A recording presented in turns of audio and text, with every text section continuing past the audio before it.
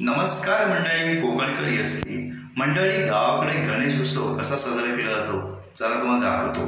आणि काय काय कार्यक्रम ठेवतात चला तुम्हाला दाखवतो.